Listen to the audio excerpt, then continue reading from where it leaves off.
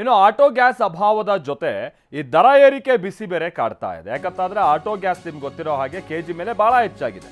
Private ಅವರಂತೂ ಬಾಯಿಗೆ ಬಂದಂಗೆ ಏರಿಕೆ ಮಾಡಿದ್ದಾರೆ. ಚಾಲಕರುಗಳು ಕಂಗಾಲಾಗಿದ್ದಾರೆ. ದರ ಏರಿಕೆಯಿಂದ ಚಾಲಕರುಗಳು ಸುಳಿತಲ್ಲ. ನೋಡಿ ಸನ್ನಿವೇಶ ಹೆಂಗಾಗಿದೆ ಅಂತ. ಮೊನ್ನೆ ತನಕನೂ ಕೂಡ ಗ್ಯಾಸ್ ಇಲ್ಲ ಅಂದ್ಕೊಂಡು ಕ್ಯೂ ಗಟ್ಟಲೆ ನಿಂತಾ ಇದ್ರು. ಈಗ ಗ್ಯಾಸ್ ಇದೆಯಂತೆ, ಬಟ್ ಚಾಲಕರೇ ಬರ್ತಾ ಇಲ್ಲ. ಯಾಕಂತಂದ್ರೆ ಈ ರೇಟಲ್ಲಿ ಗ್ಯಾಸ್ ಹಾಕ್ಸ್ಕೊಂಡು ನಾವು ಬಾಡಿಗೆ ಹೊಡೆಯೋದು ಹೆಂಗೆ? ಹೀಗಾಗಿ ಬಂಕ್ನಲ್ಲೂ ಕೂಡ ಸುಮಾರು 50% ಗ್ಯಾಸ್ ಮಾರಾಟ ಕುಸಿತ ಆಗಿದೆ ಅನ್ನೋದು ತಿಳಿದು ಬರ್ತಾ ಇದೆ.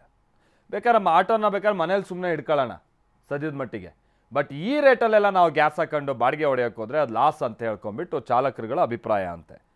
ನಾವು ಪ್ರತಿನಿಧಿ ಭೀಮೇಶ್ ಇದಕ್ಕೆ ಸಂಬಂಧಪಟ್ಟಂಗೆ ಒಂದು ವರದಿ ಕೊಟ್ಟಿದ್ದಾರೆ, ಬನ್ನಿ ನೋಡ್ಕೊಂಬೋಣ.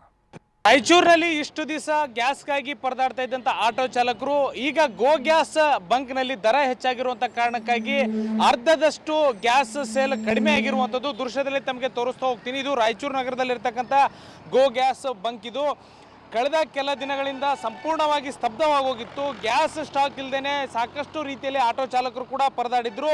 ರಾಯಚೂರಿನಲ್ಲಿರ್ತಕ್ಕಂಥ 3 ಬಂಕ್ಗಳ ಪೈಕಿ 3 ಕೂಡ ಖಾಲಿಯಾಗಿದ್ದು, ಆದರೆ ಇದಾದ ಬಳಿಕ ಸ್ಟಾಕ್ ಗೋ ಗ್ಯಾಸ್ಗೆ ಬಂದಿದೆ. ಸಾಕಷ್ಟು ಪ್ರಮಾಣದಲ್ಲಿ ಸ್ಟಾಕ್ ಇದ್ದರೂ ಕೂಡ ಆಟೋ ಚಾಲಕರು ಇತ್ತ ಮುಖ ಮಾಡ್ತಿಲ್ಲ ಅನ್ನುವಂಥ ವಿಚಾರ ಬೆಳಕಿಗೆ ಬರ್ತಾ ಇರುವಂಥದ್ದು. ಇದಕ್ಕೆ ಪ್ರಮುಖ ಕಾರಣ ಅಂತಂದರೆ ದೃಶ್ಯದಲ್ಲಿ ತಾವು ನೋಡ್ಬೋದು, 120 ರೂಪಾಯಿ ಇದೆ 1 ಲೀಟರ್ ಗ್ಯಾಸ್ಗೆ. ಹೀಗಾಗಿ ಆಟೋ ಚಾಲಕರು ಸಾಕಷ್ಟು ಸಮಸ್ಯೆ ಆಗುತ್ತೆ. 120 ಕೊಟ್ಟು ಗ್ಯಾಸನ್ನು ಹಾಕ್ಸುವಂಥದ್ದು, ಜೊತೆಗೆ ಪ್ರಯಾಣಿಕರ ದರ ಹೆಚ್ಚಿಗೆ ಮಾಡಿಲ್ಲ. ಹೀಗಾಗಿ ಸಾಮಾನ್ಯ ದರದಲ್ಲೇ ಹೆಚ್ಚಿನ ದರದಲ್ಲಿ ಗ್ಯಾಸ್ ಹಾಕಿಸ್ಕೊಂಡ್ರೆ ಸಾಕಷ್ಟು ಸಮಸ್ಯೆ ಆಗುತ್ತೆ ಅಂತೇಳಿ ಆಟೋ ಚಾಲಕರು ಇತ್ತ ಸುಡಿತಾ ಇಲ್ಲ. ಸದ್ಯ ಇವರ ಮಾರಾಟದ ಪ್ರಮಾಣ 50% ಕಡಿಮೆ ಆಗಿದೆ. ಇಡೀ ಬಂಕ್ ಬಿಕೋ ಅಂತ ಇರುವಂಥದ್ದನ್ನು ಕೂಡ ತಾವು ದೃಶ್ಯದಲ್ಲಿ ನೋಡ್ಬೋದು. ಸದ್ಯ ನಾನು ಗೋ ಗ್ಯಾಸ್ ಈ ಏನು ಬಂಕ್ ಇದೆ ಇದರ ಮ್ಯಾನೇಜರ್ ಸುರೇಶ್ ಅವರು ಇದ್ದಾರೆ, ಅವ್ರು ಮಾತಾಡ್ತೀನಿ. ಸರ್ ಹೇಳಿ, ಆಟೋ ಚಾಲಕರು ಸಾಕಷ್ಟು ದಿನಗಳಿಂದ ಗ್ಯಾಸ್ ಇಲ್ಲ ಅಂತ ಪರದಾಡಿದ್ರು. ಇದಾದ ಬಳಿಕ ಈಗ ಸಂಪೂರ್ಣ ಗ್ಯಾಸ್ ಐತೆ, ಪೂರ್ಣ ಪ್ರಮಾಣದಲ್ಲಿ ಗ್ಯಾಸ್ ಇದ್ರು. ಆಟೋ ಚಾಲಕರು ಯಾಕೆ ಬರ್ತಾ ಇಲ್ಲ ಈ ಕಡೆ ಅಂತ? ಸರ್, ನಮ್ಮ ಕಡೆ ಪ್ರೈಸ್ ಜಾಸ್ತಿ ಇದೆ, 120 ಇದೆ. ಬೇರೆ ಕಡೆ 91 ರೂಪೀಸ್ ಇದೆ. ಹಾಗಾಗಿ ಅಲ್ಲಿ ಜಾಸ್ತಿ ಕ್ರೌಡ್ ಆಗ್ತಾ ಇದೆ, ನಮ್ಮ ಕಡೆ ಕ್ರೌಡ್ ಆಗ್ತಾ ಇಲ್ಲ ಸರ್. ಈಗ ಎಷ್ಟು ಪ್ರಮಾಣದಲ್ಲಿ ಈಗ ನಿಮ್ಗೆ ಸೇಲಿಂಗ್ ಪರ್ಸೆಂಟೇಜ್ ಕಡಿಮೆ ಆಗೈತಿ ಅಂತ? ಈಗ ಸರ್ 4000 ಸೇಲ್ ಹೋಗ್ತಿತ್ತು ಎಲ್ಲ ಕ್ಲೋಸ್ ಆಗಿದ್ದರೆ. ಇವಾಗ ಪೂರ ಕಡಿಮೆ ಆಗಿದೆ. 500 ಲೀಟರ್ಗೆ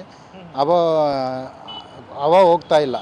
ಏನು ಗ್ಯಾಸ್ ಸ್ಟಾಕ್ ಇಟ್ಟಿರ್ತೀವಿ, ಬಿಸಿಲಿನ ತಾಪಮಾನಕ್ಕೆ ಡ್ರೈ ಆದರೆ ಅದು ಸಂಪೂರ್ಣ ನಷ್ಟ ನಮ್ಮ ಮೇಲೆ ಬೀಳುತ್ತೆ ಅಂತ ಹೇಳಿದ್ರು. ಸ್ಟಾಕ್ ಉಳಿದಷ್ಟು ಕಂಪ್ನಿಗೆ ನಷ್ಟ ಆಗ್ತೈತೆ. ಯಾಕಂದ್ರೆ ಡೈಲಿ ಸೇಲ್ ಇತ್ತಂದ್ರೆ ಚೆನ್ನಾಗಿ ಆಗ್ತೈತೆ ಅಂತ ಹೇಳೋದು. ಅಂದರೆ ಗ್ಯಾಸನ್ನು ಪೆಟ್ರೋಲು ಡೀಸೆಲ್ ರೀತಿ ಸ್ಟಾಕ್ ಮಾಡ್ಕೊಂಡು ಇಟ್ಕೊಳಕ್ಕೆ ಬರೋದು, ಜಾಸ್ತಿ ಸ್ಟಾಕ್ ಇಡಕ್ಕೆ ಬರಲ್ಲ ಸರ್. ಹಾಗಾಗಿ ಪ್ರಾಬ್ಲಮ್ ಆಗೋದು. ಡ್ರೈ ಆಗ್ಬಿಡ್ತದೆ ಸರ್. ಬಿಸಿಲು ತಾಪಮಾನ ಜಾಸ್ತಿ. ಒಂದ್ಸರಿ 42, 43, 46ವರೆಗೂ ತಾಪಮಾನ ಹೋಗ್ತೈತೆ. ಹಾಗಾಗಿ ನಮ್ಮ ಕಡೆ ಡ್ರೈ ಆಗೋ ಚಾನ್ಸಸ್ ಜಾಸ್ತಿ. ಈಗ ಅದ್ರ ಕಡಿಮೆ ಆದರೆ ಆಟೋ ಚಾಲಕರು ಈ ಕಡೆ ಹೆಚ್ಚಿನ ಸಂಖ್ಯೆಯಲ್ಲಿ ಬರ್ತಾರೆ ಸರ್. ಬೇರೆ ಪ್ರೊಫೈಲ್ಗಿಂತ ಬೇರೆ ಬಂಕಿಗಿಂತ ನಮ್ಮದು ಯಾವಾಗಲೂ ಕಡಿಮೆ ಇರ್ತೈತೆ ಸರ್. ಅವರಿಗೆ ನಮಗೆ 5 ರೂಪೀಸ್ 4 ರೂಪೀಸ್ ಡಿಫ್ರೆಂಟ್ ಇರ್ತಿತ್ತು. ಈ ಸರಿ ಸ್ವಲ್ಪ ಪ್ರಾಬ್ಲಮ್ ಆಗಿದೆ, ಯುದ್ಧದ ಕಾರಣದಿಂದ ಸ್ವಲ್ಪ ಪ್ರಾಬ್ಲಮ್ ಆಗಿದೆ. ಹಾಗಾಗಿ ನಮಗೆ ಹೊಡ್ತಾ ಬೀಳ್ತಾ ಇದೆ. ಕ್ಯಾಮ್ರಾ ಪರ್ಸನ್ ವಾಸುದೇವ್ ಜೊತೆ ಭೀಮೇಶ್ ಪೂಜಾರ್, TV9 ರಾಯಚೂರು. ಇನ್ನು ರಾಜ್ಯದ ಹಲವೆಡೆ ಈ ಗ್ಯಾಸ್ ಸಿಲಿಂಡರ್ಗಳ ಅಭಾವ ಹೆಚ್ಚಾಗಿರುವಂಥ ಕಾರಣಕ್ಕಾಗಿ BPCL, HPCL, IOCL ಅಧಿಕಾರಿಗಳ ಜೊತೆ ಅಂತಂದರೆ ಸರ್ಕಾರಿ ಸ್ವಾಮ್ಯದ ತೈಲ ಸರಬರಾಜು ಕಂಪನಿಗಳೇನಿದಾವಲ್ಲ, BPCL, HPCL, IOCL ಅಂತ ಅಂದರೆ Indian oil, HP, Bharat petroleum, ಇವ್ರಗಳ ಜೊತೆಗೆಲ್ಲ ಮುನಿಯಪ್ಪನವರು ಸಭೆಯನ್ನು ಶುರು ಮಾಡಿದ್ದಾರೆ. ಆಹಾರ ಮತ್ತು ನಾಗರಿಕ ಪೂರೈಕೆ ಇಲಾಖೆ ಕಚೇರಿಯಲ್ಲಿ ಸಭೆ ನಡೀತಾ ಇದೆ. ಬೆಂಗಳೂರಿನ ವಸಂತ ನಗರದಲ್ಲಿರುವಂಥ ಕಚೇರಿಯಲ್ಲಿ ಮೀಟಿಂಗ್ ನಡೀತಾ ಇದ್ದು, ಸಿಲಿಂಡರ್ ಎಷ್ಟೆಷ್ಟು ಸರಬರಾಜು ಆಗ್ತಾ ಇದೆ, ಏನು ಎತ್ತ ಅನ್ನೋ ಮಾಹಿತಿಯನ್ನೆಲ್ಲ ಪಡಿತಾ ಇದ್ದಾರೆ.